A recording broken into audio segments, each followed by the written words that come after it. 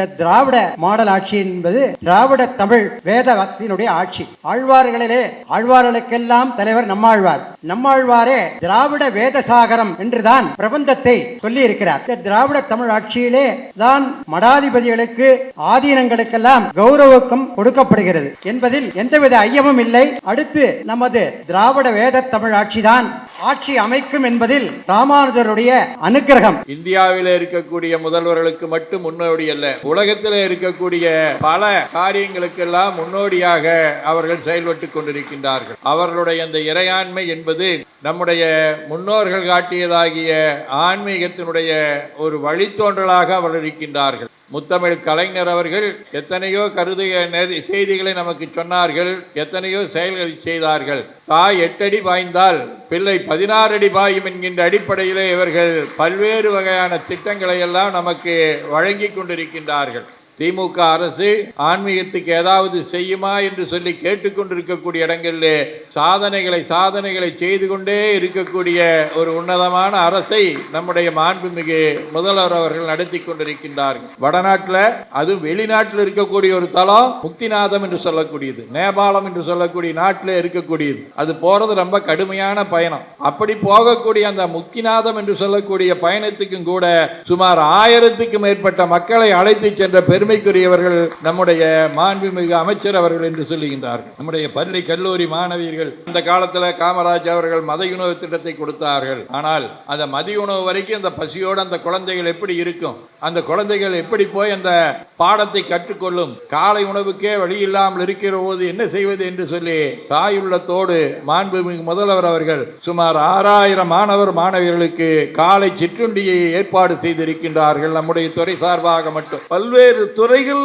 நம்முடைய முதல்வர்களிடம் இருந்தாலும் அறநிலையத்துறையை யாரிடம் கொடுப்பது என்று ஒரு கொஞ்ச நேரம் சிந்தித்திருப்பார்கள். ஆனால் அதற்கு பொருத்தமானவர் நம்முடைய மாண்புமிகு அமைச்சர் அவர்கள். இந்த அரசாகப்பட்டது எம்மதமும் சம்மதம் என்று சொல்லக்கூடிய வகையில் எல்லாத்தையும் அணைத்து கொண்டு செல்லக்கூடிய ஆட்சியாக இருக்கின்றது. ஏன்னா இங்கே இந்த விழாவிலே கலந்துகின்ற பொழுது நாங்கள் எல்லாம் மடாதிபதிகள், நம்முடைய அமைச்சர் அவர்கள் ஆண்டுதோறும் இந்த ரம்ஜான் விழாவுக்கும் கிறிஸ்துமஸ் விழாவுக்கும் கொண்டாடுவார்கள். இந்த மேடையில் எங்களை எதற்கு அழைக்க வேண்டும்? அது கிறிஸ்துமஸாக இருந்தாலும் ரம்ஜானாக இருந்தாலும் அனைத்து சமய தலைவர்களையும் நாங்கள் அரவணைத்துக்கு செல்லுகின்றோம் என்பதை தெளிவுபடுத்துவதற்காகவே அவர்கள் இந்த விழாவெல்லாம் எங்களை கலந்து கொள்ள செய்தார். ஏன்னா திராவிடம் என்ற சொல் ரொம்ப ஒரு ஆழமானது, ஒரு புனிதமானது. அதைத்தான் இன்றைக்கு நேற்று அல்ல, இதற்கு முன்பு இருந்து வாழ்ந்த நம்முடைய கலைஞர்கள் அண்ணாதுரை திரு பெரியார் அதற்கு முன்பாகவே 9ஆம் நூற்றாண்டிலே வாழ்ந்த ராமானுஜர், 12ஆம் நூற்றாண்டிலே வாழ்ந்த பசவேஸ்வர், இவர்களெல்லாம் உலகத்திலே இந்தியாவிலே தென்னகத்திற்கு ஒரு சிறப்புக்குரிய பகுதி என்று அறிவித்திருக்கின்றார்கள். அதனுடைய அறுவடையை தான் நான் அனுபவிக்கின்றோம். 2024 முருகன் மாநாடு உலகமே இன்றைக்கு பாராட்டுகின்றது. தமிழ்கடவுள் முருகனுக்கு ஒரு மாநாடு அப்படி ஒரு நடத்தியது கிடையாது. எதிர்காலத்தில் யார் நடத்துவார்கள் தெரியாது. இன்றைக்கு வரைக்கும் வரலாறு பெறக்கூடிய வகையில் முருகன் மாநாடு சிறப்பாக நடத்தின அமைச்சர் அவர்கள். இந்த ஆன்மீக ஆட்சிக்கு ஒரு பெரிய உதாரணம் கண்கூடா பார்க்கக்கூடியது என்ன அப்படின்னாக்கா, இன்றைக்கு சபரிமலை சீசனல், திருப்பதி தான் அதிகம் கூட்டம் வரக்கூடியது என்று எல்லாரும் சொல்கின்றோம். ஆனால் சில நாட்களில் திருப்பதியை தாண்டி திருவண்ணாமலைக்கு கூட்டம் வருகின்றது, திருப்பதியை தாண்டி திருச்செந்தூருக்கு கூட்டம் வருகின்றது. காரணம் ஆட்சி, மக்கள், மன்னன், அரசன், முதல்வர் நினைக்கின்றார். அது நம்முடைய முதல்வருடைய இந்த பெண் பிள்ளைகளுக்கு 1000 ரூபா, மாணவர்களுக்கு 1000 ரூபா. உண்மையிலே எங்களுக்கு தெரியுங்க, சில பிள்ளைகள்லாம் வசதி இல்லை, இந்த மாசம் 1000 ரூபா பெண்கள் குழந்தைகள் கொடுக்குறாங்க பாருங்க, பெரிய உதவியா இருக்கு. தமிழ் அறிஞருடைய தங்க மகன் தளபதி திரு மு.க. ஸ்டாலின் அவர்களுடைய மனிதநேய இறையாண்மை விழாவிற்கு வருகை தந்திருக்கும் அனைவருக்கும் அறநிலையத்துறை அமைச்சர் சேகர் பாபுவுக்கும் எனது வணக்கத்தையும் ஆசீர்வாதங்களையும் தெரிவித்துக் கொள்கிறேன். இந்த திராவிட மாடல் ஆட்சி என்பது திராவிட தமிழ் வேத பக்தியினுடைய ஆட்சி. நம்மாழ்வார் ஆழ்வார்களிலே ஆழ்வார்களுக்கெல்லாம் தலைவர் நம்மாழ்வார். நம்மாழ்வாரே திராவிட வேத சாகரம் என்றுதான் பிரபந்தத்தை சொல்லி இருக்கிறார். அந்த திராவிட வேத தமிழ் ஆட்சிதான் இப்பொழுது வெகு சிறப்பாக நடைபெற்று கொண்டிருக்கிறது. இந்த திராவிட தமிழ் ஆட்சியிலே தான் மடாதிபதிகளுக்கு ஆதீனங்களுக்கெல்லாம் கௌரவக்கம் கொடுக்கப்படுகிறது என்பதில் எந்தவித ஐயமும் இல்லை. முதலில் நான் ராமானுஜருடைய மதத்தில் புரட்சி செய்த மகான் என்கின்ற நூல் வெளியீட்டு விழாவில் கலந்து கொண்ட போது நான் ஊடகங்களுக்கு பேட்டி அளித்த போது இவர்தான் தொடர்ந்து ஆட்சியை நடத்துவார், அது ராமானுஜருடைய கட்டளை என்று சொல்லி இருக்கிறேன். அந்த வகையிலே பல குடமுழுக்குகளை எல்லாம் நடத்தி இப்பொழுது 5வது வருடத்திலே முடியும் தருவாயில் அடுத்து நமது திராவிட வேத தமிழ் ஆட்சிதான் ஆட்சி அமைக்கும் என்பதில் ராமானுஜருடைய அனுக்கிரகம், அவருடைய கட்டளைதான் என்று நான் சொல்லுவேன். அவரிடத்தில் இருந்துதான் நான் வருகிறேன். அவர் எனக்கு உணர்த்தியதை தான் உங்கள் முன் நான் சமர்ப்பிக்கிறேன். இதற்கு முதல்வருக்கு உறுதுணையாக இருந்து அமைச்சர் சேகபாபு அவர்கள் பல திருவிழாக்கள் மாதிரி நடத்தி கொண்டிருக்கிறார். ஒவ்வொரு விழாக்களும் கோயில் திருவாழை போல நடத்தி கொண்டிருக்கிறார். அவருக்கு எனது மனமார்ந்த நன்றியை தெரிவித்துக் கொள்கிறேன். அவர் முதல்வர் கட்டளையிட்ட உடனே அடுத்த நிமிடம் செய்வதற்கு முன்னோடியாக இருக்கிறார். ஆண்டாள் திராவிட வேத தமிழைதான் கோதை தமிழ் ஐயேந்தும் அறியாத மானிடரை வையம் சுமப்பதும் வம்பு என்று சொல்கிறாள். அதனால உலகமே தமிழ்த்தாயை போற்றி தமிழுக்கு தான், அதுவும் திராவிட வேத சாகரத்துக்கு தான் நம்மாழ்வார் முக்கியத்துவம் கொடுக்கிறார். ராமானுஜர் அதை ஒப்புக்கொள்கிறார். ஏனால் ராமானுஜர் நம்மாழ்வாருடைய அடிபணி நுய்ந்தவர் என்பதனால் அந்த திராவிட வேத தமிழ்தான் இன்றும் கடவுளுடைய புறப்பாடு என்கின்ற விழாவிலே திராவிட வேத தமிழ்தான் முன்னோடியாக ஒலித்து கொண்டிருக்கிறது. எல்லா கோயில்களையும் பார்ப்பீங்க, பெருமாள் கோயிலில் தமிழ் வேதம் என்கின்ற திராவிட தமிழ் தான் முன்னாடி செல்கிறது. நடுவில் பெருமாள் எழுவர், பின்னாடி வேதம் வரும். இப்படி வடமொழி என்று சொல்லப்பட்டாலும் எல்லோருக்கும் புரியும் வகையிலே கடவுள் நம்மை ஆழ்வார்களால் படைக்கப்பட்டு நம்மாழ்வார் இந்த திராவிட வேத தமிழ் பிரபந்தம் என்கின்ற தமிழை எல்லோரும் அறியும் வகையிலே சொல்லியிருக்கிறார். அப்பேற்பட்ட திராவிட வேத தமிழ் திராவிட மாடல் ஆட்சியில் மேலும் மேலும் பல்லாண்டாக தொடர்ந்து ஆட்சி செய்து நம்மை எல்லாம் நம் முதல்வர் வழி நடத்தி செல்வார் என்பதற்கு எந்தவித ஐயமும் இல்லை என்று சொல்லி எல்லோருக்கும் பல்லாண்டு கூறிக்கொண்டு பல்லாண்டு பல்லாயிரத்தாண்டு பல கோடி 100,000 ஆண்டுகள் நம் முதல்வர் இருந்து ஆட்சியை நடத்தி நமக்கெல்லாம் வேண்டியதையெல்லாம் செய்து நம்மை காப்பார் என்பதில் எந்தவித ஐயமும் இல்லை என்று சொல்லி என் உரையை முடித்துக் கொள்கிறேன். ஆலமர் செல்வர் அம்மையப்பனுடைய இன்னருளாலும் உயிர்க்கு துணையாக திகழ்ந்து கொண்டிருக்கும் சமயக்குறவர்கள், திருமுறை ஆசிரியர்கள், நாயன்மார்கள், சந்தானக்குறவர்கள், ஆதீனக்குறவர்கள், திருவள்ளுவர் தொல்காப்பியராதிய சான்றோர் பெருமக்களுடைய நல்லருளாலும் திருக்கைலாய பரம்பரை மெய்கின்ற சந்தானம் பேரூர் ஆதீனம் ஆதி குருமர்வர் சாந்தலிங்க பெருமானுடைய தன்னருளாலும் கைலை குருமணி தமிழர் வழிபாட்டு தந்த 24ஆம் குருமகா சன்னிதானங்களுடைய பொன்னார் திருவடி குருவர்களாலும் எல்லோரும் எல்லா நலங்களும் பெற்று வாழ வாழ்த்தி மகிழ்கின்றோம். மக்களுக்கெல்லாம் தந்தையாக, தாயாக, தாயுமானவராக திகழ்ந்து கொண்டிருக்கக்கூடிய மாண்புமிகு தமிழக முதல்வர் அவர்களுடைய நல்ல பிறந்த நாள் விழாவையொட்டி நடைபெற்று கொண்டிருக்கும் மனிதநேய 38 நிகழ்வு. இந்த நல்ல நிகழ்வு 2 வகையான கொள்கைகளை நமக்கு சொல்லுகின்றது. இறையாண்மை முதல்வரின் கண்ணாகும், எளியோர் உயர்வே திராவிட ஆன்மீகம் என்கின்ற கருத்தோடு நடைபெற்று கொண்டிருக்கின்றது. இத்தகைய நல்ல நிகழ்வுக்கு வருகை புரிந்து அருளாசி வழங்க இருக்கக்கூடிய மயிலம் பொம்மபுரம் ஆதீனம் சீர்வரசீர் குருமகா சன்னிதானங்கள் அவர்களே, அருளாசி வழங்கி அமர்ந்திருக்கக்கூடிய நம்முடைய ஸ்ரீபெரும்புத்தூர் அப்பன் உலகாரிய ராமானுஜ எம்பார் சுவாமிகள் அவர்களே, இந்த நல்ல நிகழ்வுக்கு தலைமையேற்று கொண்டிருக்கக்கூடிய பாராட்டுதலுக்குரிய திருமிகு வீரமணி அவர்களே, இந்த நல்ல நிகழ்விலே கலந்து கொண்டு சிறப்பான முறையிலே கருத்துக்களை எல்லாம் நல்கி கொண்டிருக்கக்கூடிய பாராட்டுதலுக்குரிய அன்பர் பெருமக்களே, இதிலே சிறப்பான முறையில் இங்கே வருகை வந்திருக்கக்கூடிய சட்டமன்ற உறுப்பினர்களே, மாமன்ற உறுப்பினர்களே, அன்பலம் சார்ந்த அன்னையர்களே, பண்பலம் சார்ந்த பெரியோர்களே, அனைவருக்கும் நம்முடைய உலங்கணிந்த வணக்கங்களையும் வாழ்த்துக்களையும் தெரிவித்துக் கொள்கின்றோம். நம்முடைய மாண்புமிகு முதல்வர் அவர்கள் இந்தியாவில் இருக்கக்கூடிய முதல்வர்களுக்கு மட்டும் முன்னோடி அல்ல, உலகத்தில் இருக்கக்கூடிய பல காரியங்களுக்கெல்லாம் முன்னோடியாக அவர்கள் செயல்பட்டு கொண்டிருக்கின்றார்கள். அவர்களுடைய அந்த இறையாண்மை என்பது நம்முடைய முன்னோர்கள் காட்டியதாகிய ஆன்மீகத்தினுடைய ஒரு வழித்தோன்றலாக அவர்கள் இருக்கின்றார்கள். முத்தமிழ் கலைஞர் அவர்கள் எத்தனையோ செய்திகளை நமக்கு சொன்னார்கள், எத்தனையோ செயல்களை செய்தார்கள். தாய் 8 அடி பாய்ந்தால் பிள்ளை 16 அடி பாயும் என்கின்ற அடிப்படையிலே இவர்கள் பல்வேறு வகையான திட்டங்களை எல்லாம் நமக்கு வழங்கி கொண்டிருக்கின்றார்கள். ஒரு துறையில் அல்ல, பல துறைகளிலே. இங்கே விவசாயத்துறை சேர்ந்தவர்கள் இருக்கின்றீர்கள், விவசாயத்திலே செய்கின்றார்கள். கல்வித்துறையிலே தண்ணீர் இல்லாத பல்வேறு வகையான புரட்சிகளை செய்கின்றார்கள். பொதுத்துறையிலே பல்வேறு வகையான புரட்சிகளை செய்கின்றார்கள். ஆனால் இந்த கூட்டம் என்பது ஆன்மீகத்துறையிலே திமுக அரசு ஆன்மீகத்துக்கு ஏதாவது செய்யுமா என்று சொல்லி கேட்டுக்கொண்டிருக்கக்கூடிய இடங்களிலே சாதனைகளை செய்து கொண்டே இருக்கக்கூடிய ஒரு உன்னதமான அரசை நம்முடைய மாண்புமிகு முதல்வர் அவர்கள் நடத்தி கொண்டிருக்கின்றார்கள். அந்த முதல்வர் அவருடைய ஒரு நல்ல செயல் வீரராக அவருடைய கண் பார்வையை கண்டு அதன் மூலமாக புதிய புதிய திட்டங்களை எல்லாம் அறிவித்து கொண்டு நம்முடைய உள்ளங்களிலே எல்லாம் இடம்பெற்றிருப்பவர்கள் முதல்வராலே செயல்பாபு என்றும் துணை முதல்வராலே சூப்பர் செயல்பாபு என்றும் அழைக்கக்கூடிய ஒரு பெருமைக்குரியவர்கள் நம்முடைய மாண்புமிகு அமைச்சர் சேகர்பாபு அவர்கள். அது மட்டுமல்ல, நாங்களெல்லாம் சொல்லுவது இயக்குநர்களுக்கெல்லாம் சிகரம் என்று சொன்னால் இயக்குனர் சிகரம் என்று சொல்லுகின்றோம். அமைச்சர்களுக்கெல்லாம் சிகரம் என்று சொல்லக்கூடிய வகையிலே நம்முடைய அமைச்சர் சிகரமாக நம்முடைய சேகர்பாபு அவர்கள் திகழ்ந்து கொண்டிருக்கிறார்கள் என்றால் ஐயமில்லை. ஏனென்றால் எத்தனையோ பேர் அறநிலையத்துறை அமைச்சராக இருந்திருக்கின்றார்கள்.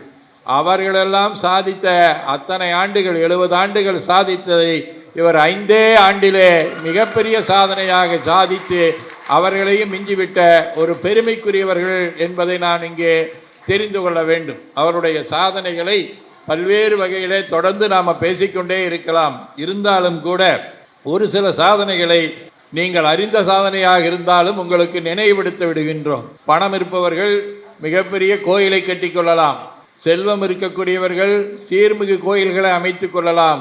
ஏழைகள், பரம ஏழைகளாக இருக்கக்கூடியவர்கள், ஒதுக்கப்பட்டவர்கள் ஒடுக்கப்பட்டவர்கள் என்று சொல்லக்கூடிய நிலையிலே அவர்களெல்லாம் இந்த கோயில் கட்ட என்ன செய்வார்கள் என்று அவருடைய தாயுள்ளம் சிந்தித்தது.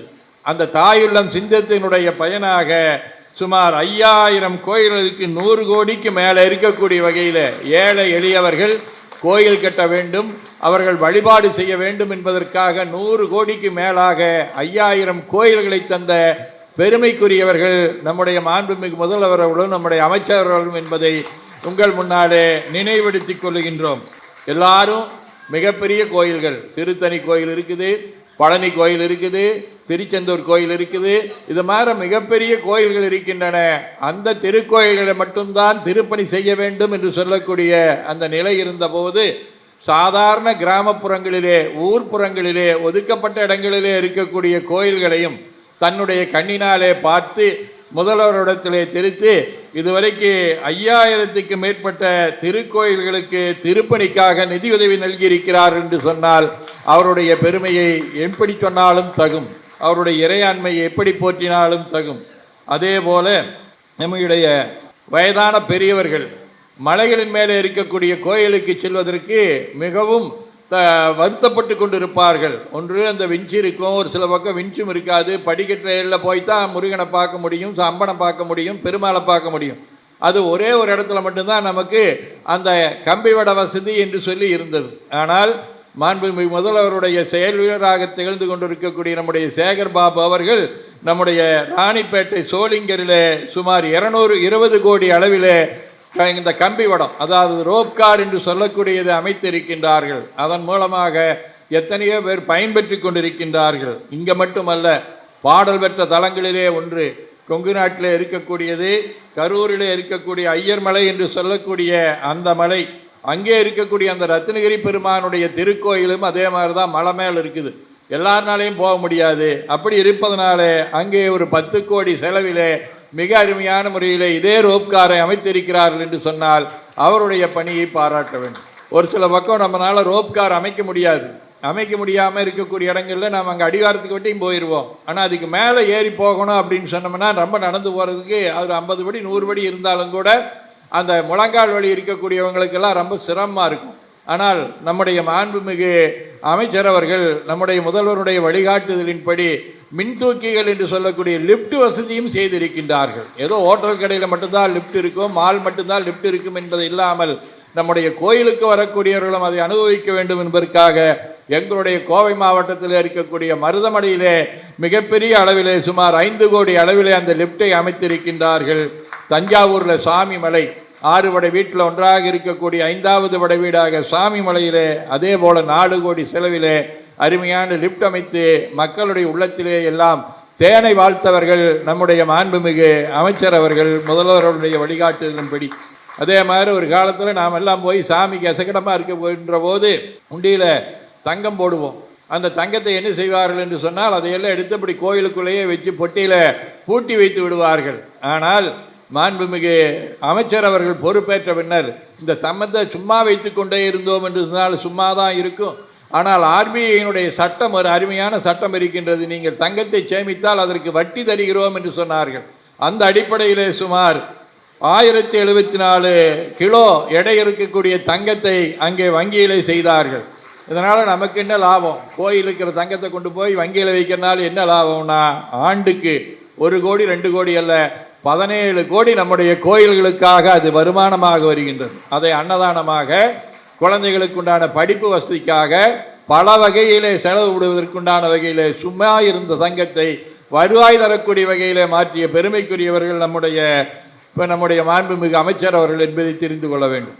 ஆன்மீக பயணம் இங்கிருந்து திருத்தணிக்கு போகணும்னா ஒன்று நடந்து போகணும், இல்லைன்னா ஏதாவது ஒரு ஊர்தி பிடிச்சிட்டு போகணும். அப்படியே போனாலும் போயிட்டு வரக்கூடியது நம்மளுக்கு ஒரு என்ன இருக்கும், நம்மளால திருத்தணி வரைக்கும் தான் போயிட்டு வந்தோம்னு ஒரு நப்பாசி இருக்குது. அப்படியே திருச்செந்தூர் சொல்கிறாங்களே, ராமேஸ்வரம் சொல்கிறாங்களே, அறுவடை வீட்டில் பழனி சொல்கிறாங்களே, இந்த இடமெல்லாம் சொல்லியிருக்கிறாங்க. நான் சினிமா படத்தில் பார்த்துருக்கிறேன், செய்தித்தாளில் பார்த்துருக்கேன்னா என்னாலெல்லாம் போக முடியுமா, எனக்கெல்லாம் அது வசதி இருக்குமா அப்படின்னு சொல்லி எல்லாரும் நினைக்கின்ற போது எல்லோருக்கும் அந்த வசதியை செய்து தருகிறோம் என்று சொல்லி ஆண்டுதோறும் அறுபடை வீடுகளுக்கு இங்கே இருந்து பேருந்து எடுத்து 6 படை வீட்டுக்கும் எல்லா செலவும் நம்முடைய அறநிலைத்துறையின் மூலமாகவே செய்ய வேண்டும் என்று சொல்லி முதல்வர் சொன்ன காரணத்தினாலே மாண்புமிகு அமைச்சர் அவர்கள் அந்த 4000 பக்தர்களை இலவசமாக எல்லா தலங்களுக்கும் அழைத்து வந்திருக்கிறார்கள் என்பதை நாம் தெரிந்து கொள்ள வேண்டும். அதே போல நமக்கு தெரியும், இதை விட வடநாட்டில் இருக்கக்கூடிய காசிக்கு போகணும் அப்படிங்கிற ஆசை இருக்கும்.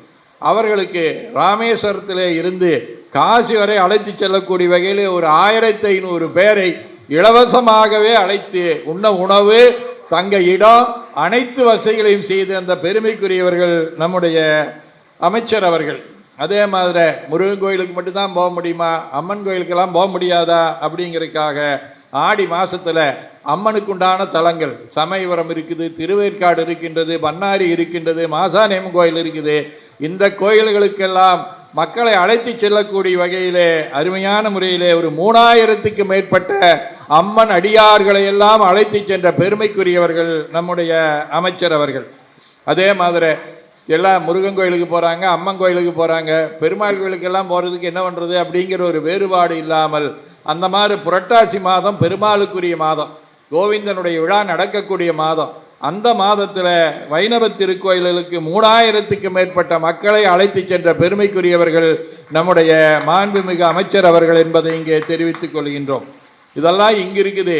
வடநாட்டில் அது வெளிநாட்டில் இருக்கக்கூடிய ஒரு தலம் முக்திநாதம் என்று சொல்லக்கூடியது, நேபாளம் என்று சொல்லக்கூடிய நாட்டில் இருக்கக்கூடியது. அது போகிறது ரொம்ப கடுமையான பயணம். அப்படி போகக்கூடிய அந்த முக்திநாதம் என்று சொல்லக்கூடிய பயணத்துக்கும் கூட சுமார் 1000க்கு மேற்பட்ட மக்களை அழைத்து சென்ற பெருமைக்குரியவர்கள் நம்முடைய மாண்புமிகு அமைச்சர் அவர்கள் என்று சொல்லுகின்றார்கள். இது இல்லாமல் ஒரு சில கோயில்களுக்கு போகிறதுக்கு மானியம் கொடுக்கின்றார்கள். கைலாயத்துக்கு போகிறதுக்கு மானியம், சைவ கோயிலுக்கு, வைணவ கோயிலுக்கு, அமர்நாத்துக்கு, பசுபதிநாத்துக்கு எல்லாம் போகிறதுக்கு மானியம் இருக்கின்றது. இந்த மானியங்களை எல்லாம் வழங்கி சுமார் 12 கோடி ரூபாய் மானியமாக வழங்கிய பெருமைக்குரிய ஆட்சி மாண்புமிகு முதல்வர் அவருடைய ஆட்சி, அவருடைய செயல் வீரராக திகழ்ந்து கொண்டிருக்கக்கூடிய அமைச்சருடைய செயல்பாடு. அதே மாதிரி இது வரைக்கும் இதையெல்லாம் கணக்கு போட்டு பார்த்தோம்னா இங்கே பெரிய அளவில் கோயில் எல்லா பக்கம் பார்த்தோம்னா தூரத்துலேருந்து பார்த்தாலே நமக்கு முருகன் தெரியும். மலேசியாவில் போனால் தான் அங்கே இருக்கக்கூடிய முருகன், உயரமாக இருக்கக்கூடிய முருகன் தெரியணும். ஆனால் மாண்புமிகு அமைச்சர் அவர்கள் தமிழகத்தில் இருக்கக்கூடிய முக்கியமான கோயில்களிலே எல்லாம் முருகனை விண்ணுலாவிய வகையிலே, வானுலாவிய வகையிலே தூரத்திலிருந்தே எல்லாரும் பார்க்க வேண்டும் என்பதற்காக சுமார் 147 கோடி செலவிலே முருகப்பெருமானுடைய சிலைகளை எல்லாம் அமைக்கக்கூடிய வகையிலே நம்முடைய மாண்புமிகு அமைச்சர் அவருடைய செயல்பாடு அமைந்திருக்கின்றது. அதே மாதிரி நம்முடைய திருத்தணி கோயிலுக்கு போகக்கூடிய கூட்டம் அளவிற்கு அதிகமாக வந்து கொண்டே இருக்கின்றது. ஒரு மலைப்பாதை இருந்ததுன்னா அதில் போயிட்டு வர முடியறதில்லை. போறக்கு ஒரு பாதை, வர்றக்கு ஒரு பாதை என்று சொல்லி அந்த மாற்று மலைப்பாதை அமைக்கக்கூடிய பணிக்கும் சுமார் 57 கோடி ரூபாய் செலவிலே நமக்கு மாண்புமிகு முதல்வர் அவர்களும் மாண்புமிகு அறநிலையத்துறை அமைச்சர் அவர்களும் நமக்கு நல்கி இருக்கின்றார்கள். இது மட்டுமல்ல, திருக்கோயிலில் மக்கள் கூட்டம் பெருகிக் கொண்டே வருகிறது. அலைகடலை போல வந்து கொண்டே இருக்கின்றார்கள். அவர்களை எல்லாம் செம்மைப்படுத்த வேண்டும் என்று சொன்னால் அங்கு இருக்கக்கூடிய நிர்வாக செலவு நிறைய இருக்கின்றது. அந்த நிர்வாக செலவையெல்லாம் ஈடுகட்டுவதற்கு பல கோயில்களுக்கு நிர்வாக செலவுக்காக அரசு மானியங்கள் வழங்கி இருக்கின்றன. கன்னியாகுமரி மாவட்டத்தில் 500 கோயில்கள், புதுக்கோட்டை மாவட்டத்தில் 225 கோயில், தஞ்சாவூர் அரண்மனையைச் சேர்ந்த 88 கோயில், இதுக்கெல்லாம் கணக்கு போட்டு பார்த்தா சுமார் 100 கோடி ரூபாய் மானியத்தை கொடுத்து அந்த கோயிலுடைய நிர்வாகத்தை எல்லாம் வளப்படுத்தி இருப்பது மாண்புமிகு தமிழக முதல்வர் அவருடைய தலைமையிலே நடைபெற்று கொண்டிருக்கக்கூடிய நம்முடைய சிகரமாக திகழ்ந்து கொண்டிருக்கக்கூடிய அமைச்சருடைய துறையாக திகழ்ந்து கொண்டிருக்கின்றது. அதே மாதிரி நம்முடைய பள்ளி கல்லூரி மாணவியர்கள் அந்த காலத்தில் காமராஜ் அவர்கள் மதிய உணவு திட்டத்தை கொடுத்தார்கள். ஆனால் அந்த மதிய உணவு வரைக்கும் அந்த பசியோடு அந்த குழந்தைகள் எப்படி இருக்கும்? அந்த குழந்தைகள் எப்படி போய் அந்த பாடத்தை கற்றுக்கொள்ளும்? காலை உணவுக்கே வழி இல்லாமல் இருக்கிற போது என்ன செய்வது என்று சொல்லி தாயுள்ளத்தோடு மாண்புமிகு முதல்வர் அவர்கள் சுமார் 6000 மாணவர் மாணவியர்களுக்கு காலை சிற்றுண்டியை ஏற்பாடு செய்திருக்கின்றார்கள் நம்முடைய துறை சார்பாக மட்டும். இது இல்லாமல் கல்வித்துறையின் சார்பாக தனியாகவும் செய்து கொண்டிருக்கின்றார்கள். அதே மாதிரி கிராமப்புறத்தில் அவரவர்களுக்கு தெரிந்த அளவில் பூசைகளை செய்து கொண்டிருப்பார்கள். அந்த பூசைகளை செய்யக்கூடியவர்களை எல்லாம் யாரும் கண்டுகொள்ள மாட்டார்கள். ஏதோ பூசை செய்வார், திருநீர் வாங்கிக்குவோம், அவரை யார் என்று நாம் சீண்டியும் கூட பார்க்க மாட்டோம். ஆனால் நம்முடைய மாண்புமிகு தமிழக முதல்வர் அவருடைய அறிவுறுத்தலின்படி நம்முடைய மாண்புமிகு இந்து சமய அறநிலைத்துறை அமைச்சர் அவர்கள் சென்ற வாரத்தில் வென்ற பிப்ரவரி 28ஆம் தேதி என்று 6000 கிராம கோயில் பூசாரிகளை எல்லாம் அழைத்து அவர்களையெல்லாம் சிறப்பு சேர்த்த ஒரு பெருமைக்குரியவர்கள் நம்முடைய மாண்புமிகு அமைச்சர் அவர்கள். இது இல்லாமல் நம்முடைய அறநிலைத்துறை சார்ந்த நிறைய செயல் திட்டங்கள் இருந்து கொண்டே இருக்கின்றன. இந்த செயல் திட்டங்களுக்கெல்லாம் ஓயாமல் ஒளிவில்லாமல் இரவு தூக்குகிறாரா என்பதும் கூட தெரியவில்லை. எப்போ பார்த்தால் அவருடைய சிந்தனை நம்முடைய கோயில்கள், நம்முடைய பக்தர்கள் என்பதுதான். அதற்காக சுமார் 1200 கோடி செலவில் புதிய புதிய திட்டங்களை எல்லாம் நமக்கு நல்கி கொண்டிருக்கின்றார்கள். இப்படி எங்கு திரும்பினாலும், எப்பொழுது பார்த்தாலும், உறங்கினாலும், விழித்திருந்தாலும், எந்த ஊருக்கு சென்றாலும் அந்த ஊரிலே இருக்கக்கூடிய கோயில்களை எல்லாம் வளம் சேர்க்க வேண்டும் என்கின்ற அடிப்படையிலே அந்த இறையாண்மையை வளர்த்த வேண்டும் என்கின்ற நம்முடைய முதல்வருடைய திட்டத்தை செம்மையான முறையிலே நம்முடைய மாண்புமிகு அமைச்சர் அவர்கள் செயல்படுத்தி கொண்டிருக்கின்றார்கள். சாமி அவர்கள் சொன்னதைப் போல, ஆழ்வார்கள் சொன்னதைப் போல, நாயன்மார்கள் சொல்லியிருப்பதைப் போல பல்லாண்டு பல்லாண்டு பல்லாண்டு கூறுதுமே என்கின்ற அடிப்படையிலே அவருடைய பணி சிறப்பான முறையிலே சிறப்பதற்கு எல்லாம் வல்ல இறைவனுடைய திருவருளை வேண்டி நிறைவு செய்கின்றோம். நன்றி, வணக்கம். குருவருளையும் திருவருளையும் வணங்கி சென்னையிலே உலகமே பாராட்டக்கூடிய வகையில் 5 ஆண்டு காலம் முன்னுதாரணமாக சிறப்புக்குரிய வகையில் ஆட்சி செய்கின்ற மாண்புமிகு முதல்வர் தளபதி திரு முத்துவேல் கருணாநிதி ஸ்டாலின் அவர்களுடைய அரசிலே ஆன்மீகம் என்பது மனிதனை விழிப்படையச் செய்வது, ஆண்டவனுடைய அருளால் அனைவரும் நாம் சமம், அனைவரும் ஆண்டவனுடைய அருளை பெறலாம் என்ற வகையில் முதல்வர்களுடைய ஆட்சியிலே முதல்வர் அவர்களுக்கு வலதுகரமாகவும் இடதுகரமாகவும் இருக்கக்கூடிய போற்றுக்குரிய அறநிலையத்துறை அமைச்சர் மாண்புமிகு திரு PK சேகர்பாபு ஐயா அவர்களே, இந்த விழாவிலே கலந்து கொண்டிருக்கின்ற போற்றுக்குரிய தலைமை திரு வீரமணி ஐயா அவர்களே, செயல் வீரராக இருந்து கொண்டிருக்கின்ற போற்றுக்குரிய அன்பு கழக பெரியோர்களே, தாய்மார்களே, குழந்தைகளே, அனைவருக்கும் என்னுடைய அன்பான வணக்கத்தையும் வாழ்த்தையும் தெரிவித்துக் கொள்கிறேன். மாண்புமிகு என இது ஏறக்குறை 5 ஆண்டு காலம் நம்முடைய முதல்வருடைய ஆட்சி நிறைவு பெற்று சாதனைகளை எல்லாம் மக்களுக்கு தெரியக்கூடிய வகையில் நடைபெறுகின்ற ஒரு விழாவாகவும் நாம் பார்க்கலாம். ஒரு 5 ஆண்டுகளுக்கு முன்பாக நம்முடைய அமைச்சர் அவர்கள் பதவியேற்ற பொழுது எனக்கு உள்ளத்திலே ஒரு மகிழ்ச்சி. என்ன ஒரு மகிழ்ச்சி என்றால், அவர் இருப்பது பொர்சவாக்கம் தானா ஸ்ட்ரீட். நம்முடைய அமைச்சர் அவர்கள் இந்த பகுதியில் நான் என்னுடைய பள்ளி படிப்பையும் கல்லூரி படிப்பையும் இந்த பகுதியிலே நான் படித்தவன். கீழ்ப்பாக்கம் MCTM ஸ்கூலிலே படித்தவன், அங்கே அந்த விடுதியிலே தங்கினவன். பிறகு பச்சையப்பன் கல்லூரியிலே என்னுடைய பட்டப்படிப்பை நான் படித்தவன். இந்த பகுதிக்கு எப்பொழுது வந்தாலும் ஏறக்குறைய இந்த 5-6 பகுதியில் என்னுடைய கால்கள் படாத இடமே இல்லை. அப்படி ஒரு பகுதியின் மீது எனக்கு ஒரு பாசம் உண்டு. அந்த வகையிலே மாண்புமிகு அமைச்சர் அவர்கள் இந்த பதவியை ஏற்றுக்கொண்ட பிறகு உள்ளுக்குள்ளேயே இவரிடம் நாம் எதையும் அணுகலாம், எப்படி வேணாலும் நல்லா பழகி அவரை பயன்படுத்தி கொள்ளலாம் என்ற ஒரு அன்பு அடிப்படையில் வந்தது. அதனுடைய விளைவாக, ஏனென்றால் ஒரு நிலம் வாங்கினாலும், ஒரு மண் வாங்கினாலும், ஒரு கட்டடம் கட்டினாலும் பொறுப்பானவர்களிடம் அதை ஒப்படைக்க வேண்டும். அப்போதுதான் அந்த நிலம் நன்றாக விளையும்.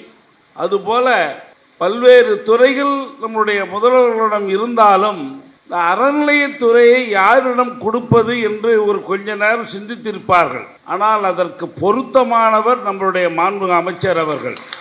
நான் அவரிடம் கேட்டேன், நீங்கள் சபரிமலை செல்கின்றீர்களே, எத்தனை ஆண்டுகளாக செல்கின்றீர்கள் என்று கேட்டேன். அவர்கள் தன்னுடைய 13-14 வயது என்று நினைக்கின்றேன், அந்த வயதிலிருந்து மாதந்தோறும் நான் செல்கிறேன் என்று சொன்னார்கள். ஏன்னா நானும் கிட்டத்தட்ட ஒரு 35 ஆண்டுகள், ஒரு 45 முறை நான் சபரிமலை சென்றவன். நான் ஒரு பொறுப்பை ஒப்படைக்கிறோம்னாக்கா அந்த பொறுப்பு, அந்த பதவியிலே பொறுப்பிலே ஒரு மனசு ஈடுபாடு வேண்டும்.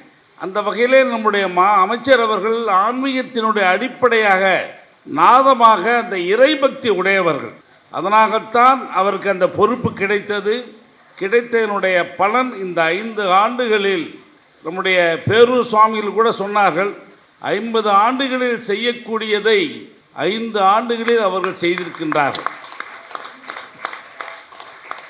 ஏனென்றால் பேசிய நம்முடைய சட்டமன்ற உறுப்பினர் நினைக்கின்றேன், இந்த நாடு சுதந்திரம், ஏன்னா இந்த நாடு எப்படி சுதந்திரம் கிடைத்தது, ஏன் இந்த நாட்டிலே இந்த நாடு இந்திய நாடு உருவாகின்ற போது இந்துக்களுக்கென்று உருவாக்கியிருக்கலாம். அப்பொழுது இந்த நேரு, நம்முடைய காந்தி, நேரு, அம்பேத்கர், சர்தார் வல்லபாய் பட்டேல் போன்றவர்களாம் பிரித்திருக்கலாம். ஆனால் அவருடைய கொள்கை அப்படி அல்ல. நாமெல்லாம் இந்திய தாயினுடைய பிள்ளைகள், நாமெல்லாம் ஒன்றாக இருக்க வேண்டும் என்ற எண்ணத்திலே அவர்கள் வகுத்திருந்தார். அந்த அடிப்படையிலே இந்த அரசாகப்பட்டது எம்மதமும் சம்மதம் என்று சொல்லக்கூடிய வகையில் எல்லாத்தையும் அணைத்து கொண்டு செல்லக்கூடிய ஆட்சியாக இருக்கின்றது. ஏன்னா இங்கே இந்த விழாவிலே கலந்து கொன்ற பொழுது இது நாங்களெல்லாம் இந்து மடாதிபதிகள். நம்முடைய அமைச்சர் அவர்கள் ஆண்டுதோறும் இந்த ரம்ஜான் விழாவுக்கும் கிறிஸ்துமஸ் விழாவுக்கும் கொண்டாடுவார்கள். எங்களை எதற்கு அழைக்க வேண்டும்? இந்த மேடையில் எங்களை எதற்கு அழைக்க வேண்டும்?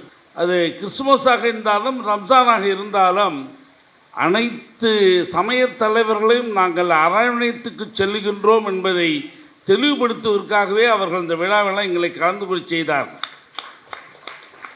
அது மட்டுமல்ல, இந்த 5 ஆண்டுகளில் இந்த தலைப்பே இன்றைக்கி பார்த்தீங்கன்னா இறையாண்மை முதல்வரின் கண்ணாகும், எளியோர் உயர்வே திராவிட ஆன்மீகம்.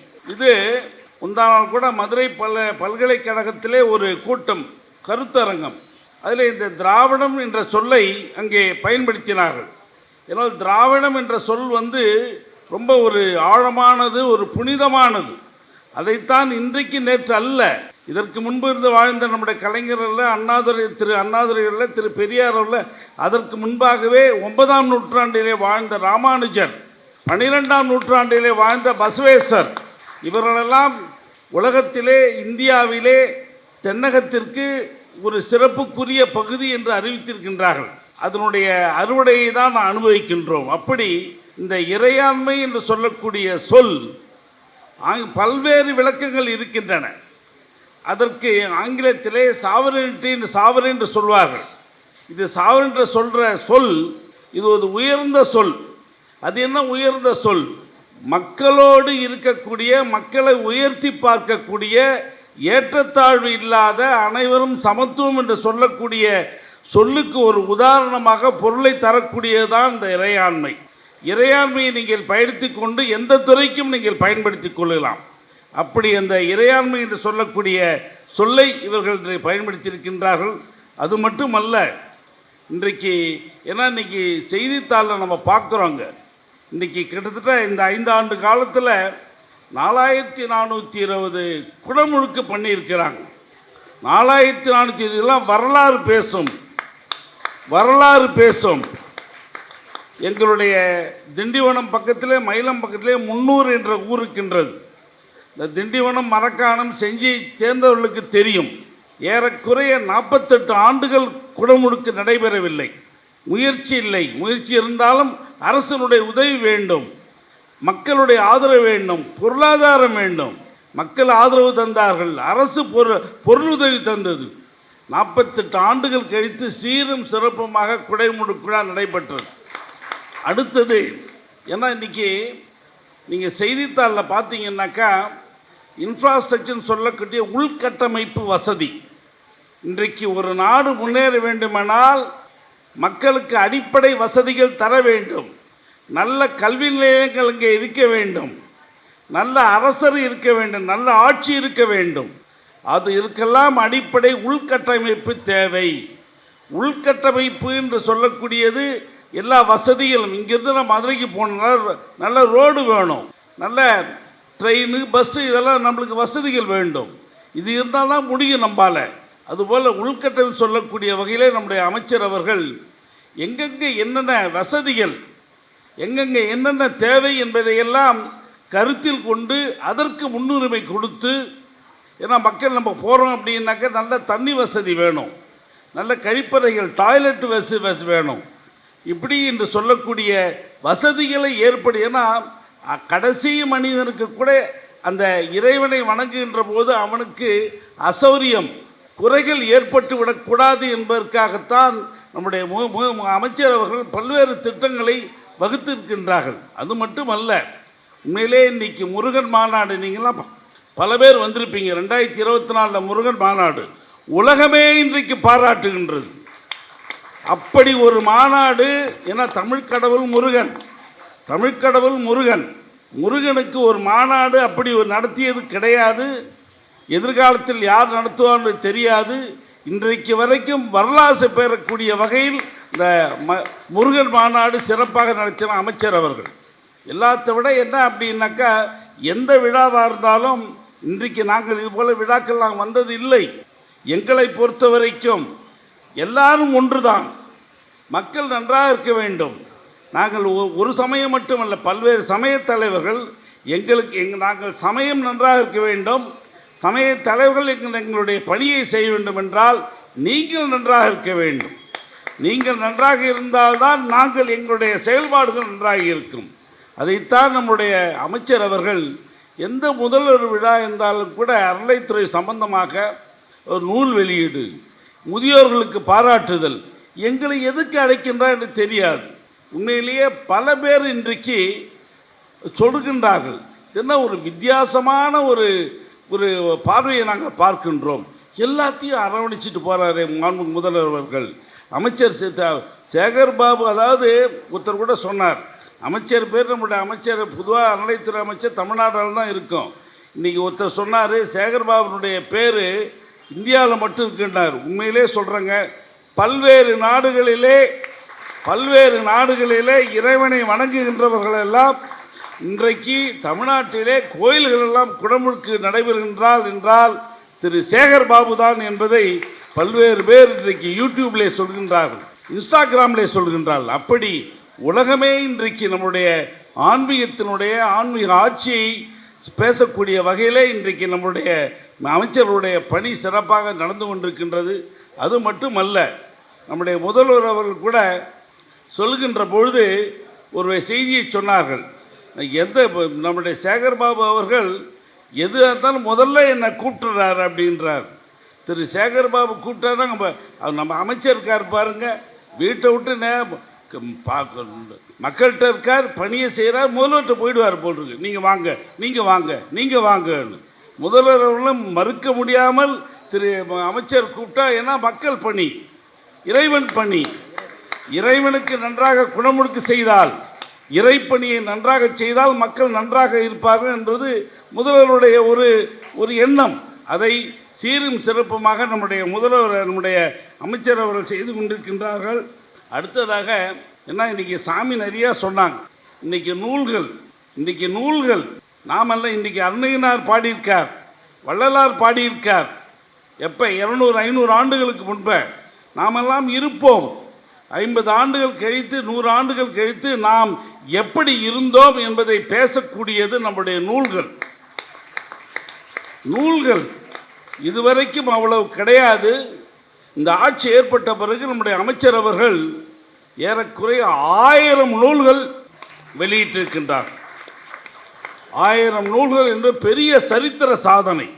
எப்படி ஒரு 4200 கும்பாபிஷேகம் நடந்திருக்கோ அதுபோல 1000 நூல்கள் வெளியிடுவது என்பது எதிர்காலத்தில் இன்னும் எத்தனை நூற்றாண்டுகள் கழித்தாலும் பேசக்கூடிய செய்தியிலே அந்த நூல்களுடைய வெளியீடாக இருந்து கொண்டிருக்கின்றது.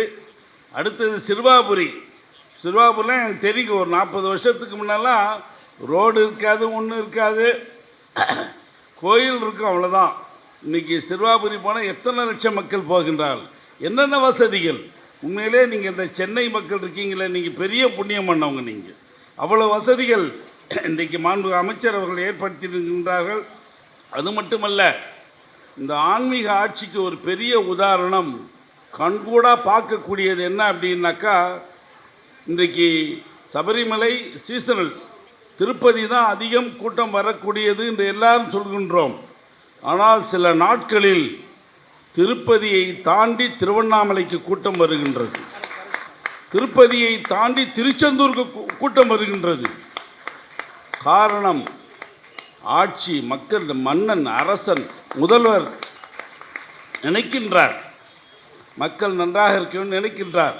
உண்மையிலே அவருக்கு கிடைத்த, முதல்வர்களுக்கு கிடைத்த மனைவி மரியாதைக்குரிய துர்கா ஸ்டாலின் அவர்கள் சொல்கிறாங்க, இன்னைக்கு எவ்வளவு நாங்கள்லாம் போய் என்ன ஒரு இன்முகத்தோடு மகிழ்ச்சியோடு ஒரு உடன் பிறந்த சகோதரி எப்படி சகோதரர்களை அழைப்பார்களோ அது போல யார் வந்தாலும் வாங்க, அவருடைய பிரார்த்தனை. எந்த கோயிலுக்கு போயிட்டுருக்கிறாங்க, காரணம் ஆட்சி நன்றாக இருக்க வேண்டும், மக்கள் நன்றாக இருக்க வேண்டும். அப்படி அவருடைய பணியாகப்பட்டது பெரிய சிறப்புக்குரிய வழி. அது மட்டுமல்ல, தான் இன்றைக்கு குளத்தூரில் இன்றைக்கி கபாலீஸ்வரருடைய கல்லூரி பார்த்தீங்க, உண்மையே அந்த கடகால் போட்டதுலேருந்து கட்டணம் திறக்கிற போன வாரம் திறந்தாங்க, கட்டணம் திறக்கிற வரைக்கும் நாங்கள்லாம் போனாங்க. அங்கே படித்த மாணவர்கள் பேசுகின்றார்கள், எங்களுக்கு வசதி கிடையாது, ஆனால் இந்த கட்டடத்தில் உலகம் தரம் வாய்ந்த பல்கலைக்கழகத்தில் கோடீஸ்வரன் விட்டு பிள்ளை எப்படி படிக்குமோ அதை நாம் பார்க்கின்றோம் என்று சொன்னார்கள். அதைத்தான் அறிஞர் அண்ணா அவர்கள் ஏழையின் சிரிப்பில் இறைவனை காண்போம் என்று சொன்னார்கள். அதுபோல் அந்த கட்டடத்தை நீங்கள்லாம் பார்த்துருப்பீங்க. உண்மையிலே எங்களுக்கெல்லாம் மிக்க மகிழ்ச்சிங்க. அதுவும் நம்முடைய முதல்வருடைய இந்த பெண் பிள்ளைகளுக்கு 1000 ரூபா, மாணவர்களுக்கு 1000 ரூபா. உண்மையிலே எங்களுக்கு தெரியுங்க, சில பிள்ளைகள்லாம் வசதி இல்லை. இந்த மாதம் 1000 ரூபா பெண்கள் குழந்தைகள் கொடுக்குறாங்க பாருங்கள், 12,000 ரூபா வருஷத்துக்கு. பெரிய உதவியாக இருக்குது. அப்படி சமுதாயத்திற்கு ஏற்ற திட்டங்களை எல்லாம் அடைக்க தரக்கூடிய அளவில் நம்முடைய மாண்பு முதல்வருடைய விழாவாக ஆட்சியாக இருந்து கொண்டிருக்கின்றது. அது மட்டுமல்ல, இந்த கோல்டை பற்றி சாமி சொன்னாங்க, தங்கத்தை பற்றி சாமி சொன்னாங்க. இன்றைக்கி கோல்டும் சில்வரும் இன்றைக்கி விலை ஏறி இருக்கு. பல்வேறு காரணங்கள். அதில் ஒரு காரணம் எந்த நாட்டில் தங்கம் அதிகம் வைத்திருக்கின்றதோ ஒரு அரசு கவர்மெண்ட்டு அதனுடைய மதிப்பு கூடும். இன்றைக்கி கோயில்களிலே தங்கம் அது எப்படி அதாவது பயன்படுத்த முடியாத வகையில் இருந்தது. அதையெல்லாம் கிட்டத்தட்ட 2000 கிலோ கோல்டு, நேற்று கூட 300 கிலோ கோல்டு நேற்று சமயபுரத்தில் நம்முடைய அமைச்சர் அவர்கள் ஒரு 11 கோயிலுக்கு கொடுத்துருக்காங்க. இது என்ன மதிப்புன்னாக்கா, நாளைக்கு கோல்டு உருக்கினதுக்கப்புறம் இட் கோஸ் டு ரிசர்வ் பேங்க்கு போகும்.